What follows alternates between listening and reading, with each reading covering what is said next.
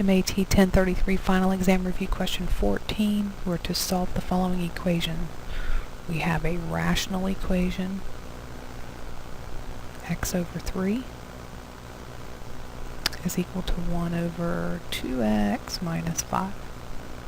Okay, we want to solve this for x. With rational equations, because it's an equation, you can clear the fractions, and we do that by finding the least common denominator. So the LCD, we're going to use over 1, and we find that by factoring the denominators. Well, 3 is prime, it's in its factored form, and 2x minus 5 is prime, it's not factorable.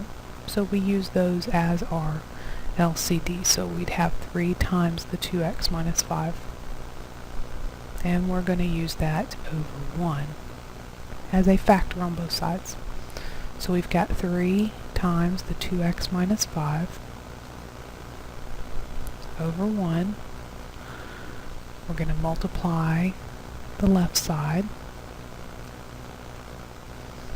And then that's going to be equal to, we're going to use that factor again, 3 times the quantity 2x minus 5 over 1 times the right hand side, 1 over the 2x minus 5. Now, because we have a product on both sides, we can cancel out the common factors, and let's see, we end up with the quantity 2x minus 5 times x on the left hand side, and on the right, again, we've got this factor we can cancel here, and we end up with 3 times 1. So distributing 2x squared minus 5x equals 3. Quadratic equation. Several ways to solve that. Factoring method, square root method. Just square root method won't work in the current form.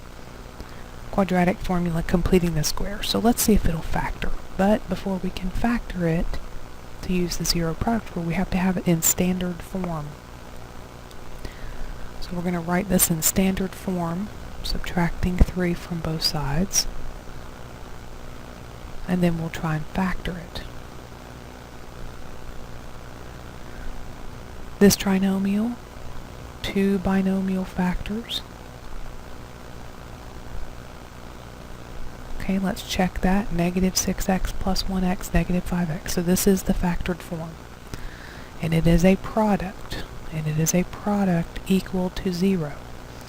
So that tells us that we can take each one of the factors, 2x plus 1 equals 0, and then the x minus 3 equals 0, and that's going to give us our two solutions. So we solve each one of these linear equations to find the solutions to the original equation. So we think at this point that the solution set is negative 1/2, 3.